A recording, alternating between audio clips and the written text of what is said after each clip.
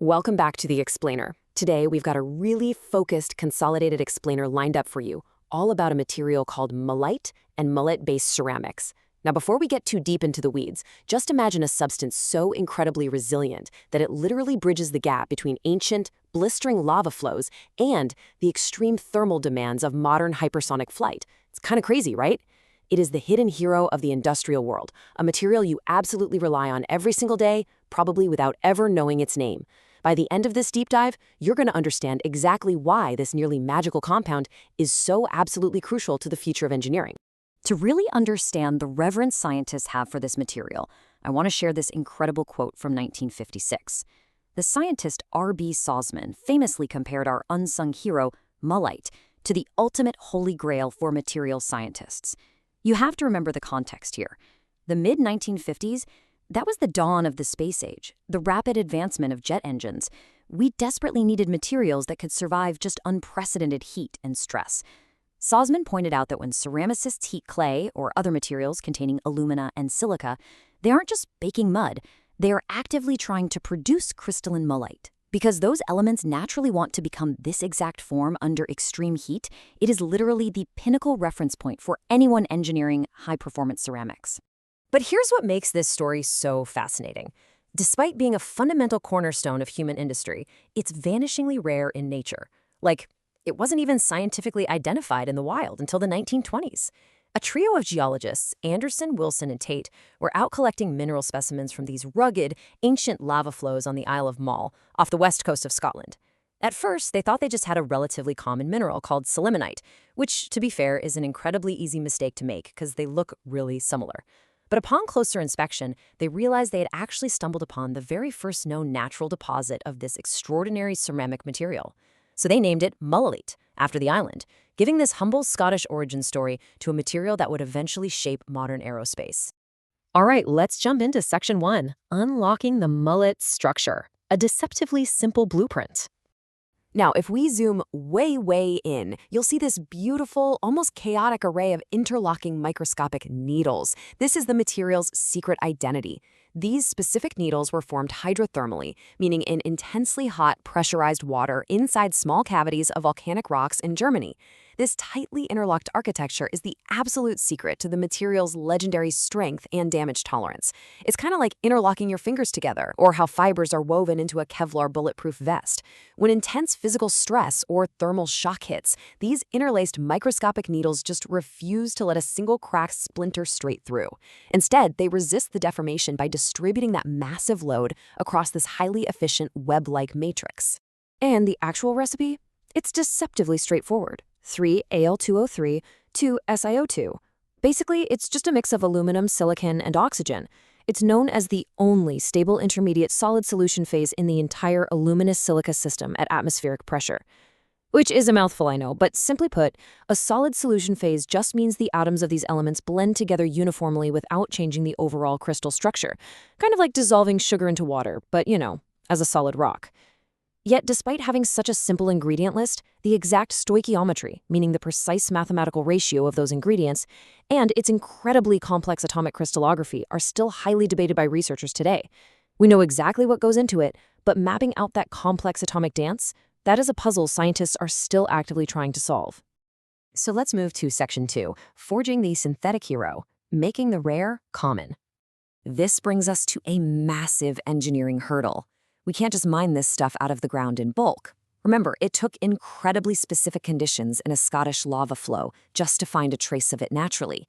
So the ultimate question is, how exactly do we act like geological alchemists to bake a rock that nature practically forgot to make? How do we mass-produce a structure that requires volcanic conditions and do it safely, predictably, and on a massive industrial scale? Well, we solve this by running these base elements through a rigorous manufacturing toolkit. Step 1 is reaction sintering. This is your brute force method. Raw alumina and silica powders are compressed and blasted with thousands of degrees of heat until they chemically react and fuse together. Step 2 gets a bit more elegant with sol gel processing. We start with a liquid solution, a sol, that turns into a jelly-like gel. By carefully drying and firing that gel, we can create incredibly pure, nano-sized mullite at much lower temperatures than the brute force way. And finally, Step 3, transient viscous sintering. Here, engineers use a temporary glassy liquid state to bind particles together into incredibly dense composites before the liquid permanently hardens. It's through these deliberate, clever methods that we force atoms into that exact stable, needle-like matrix. Which brings us to Section 3, Remarkable Mechanical Properties, Unveiling the Superpowers. All of that meticulous processing results in a material with physical superpowers that put standard metal oxides to absolute shame. Seriously, let's unpack what these traits actually mean in the real world. First, high-temperature phase stability. That means its internal atomic structure doesn't warp when things get dangerously hot. Then there's superior creep resistance. Creep is what happens when a material slowly stretches under a continuous heavy load over time. Think of a jet engine turbine blade spinning at thousands of RPMs. Well, Mullite simply refuses to stretch. Add in hot hardness, staying physically hard even when glowing red hot, and low thermal expansion, which stops it from swelling and cracking under rapid temperature changes. Oh, and it even boasts infrared transparency, meaning heat vision optics can literally see right through it. To really grasp how far we've come, just compare traditional clay ceramics to an advanced engineered Mullite matrix composite. If you take a standard terracotta clay pot out of a blazing hot oven and immediately set it on an ice-cold granite counter, it's going to shatter almost instantly from the thermal shock, right? Its structure just can't handle the sudden contraction. But because engineered Mullite matrix composites deliberately maximize that interlocking needle structure we talked about earlier, they can literally shrug off thousands of degrees of direct, violently hot rocket exhaust without even flinching. We've completely engineered out the fragile, heat-sensitive limitations of early ceramics. All right, Section 4. From pottery to photonics, saving the day across eras. The timeline of this material is just a fascinating narrative that spans the entirety of human history. Going all the way back to 1000 BCE, we actually find trace amounts of mullite that formed entirely by accident when ancient Mesopotamian potters fired their clay vessels. They inadvertently created the very compound that made their pottery so durable, completely unaware of the chemistry at play. Then, we jump to the 1920s, where it's finally isolated and understood on the Isle of Mull. Fast forward to the 1980s, technology leaps forward, and suddenly we're engineering pure Mullite windows that are totally transparent to infrared light, perfect for military heat-seeking missiles. And today, in the 2020s, it serves as a deliberate high-tech engineering substrate for modern photonics and advanced structural composites. Let's look ahead to Section 5, the future of Mullite, breaking new barriers. Despite being in our pottery for millennia, the drive to fully understand and exploit this material has only recently skyrocketed. If you look at the publication data from 1994 to 2003, there's this sustained, explosive growth in scientific interest. Why did this massive boom happen then? Well, that was the era of rapid aerospace expansion and a massive skyrocketing demand for smaller, hotter microchips. Engineers desperately needed materials that could survive extreme operational environments, so material scientists and crystallographers dedicated an incredible volume of work to crack the next big Mullite breakthrough, raising to reduce the information gap and push this ancient material fully into the modern age. And the current frontier of this research? It genuinely reads like a sci-fi novel. Take the paradox of transparent armor. Engineers are leveraging Mullite's unique optical properties and immense hot hardness to develop ceramics that are clear as glass, but strong enough to shatter an incoming projectile by absorbing the kinetic energy across those microscopic needles. Or consider environmental barrier coatings.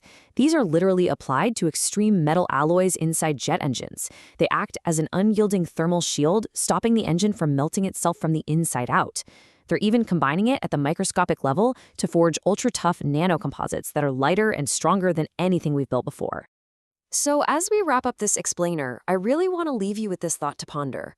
We've traced this material from an accidental, unobserved byproduct in ancient kilns, to a rare geological oddity in Scottish lava flows, right up to its vital role as a thermal shield enabling tomorrow's hypersonic flight and advanced photonics. It truly is the ultimate hidden hero of our industrial age. Next time you fly in a jet aircraft or read about advanced high-tech gear, just remember there's a very good chance this interlocking needle structure is quietly making it all possible. As our engineering needs get hotter, heavier, and ever more demanding, what impossible barrier will Mullite break next? Thanks so much for joining me on this deep dive. Keep learning, keep questioning, and I'll catch you in the next explainer.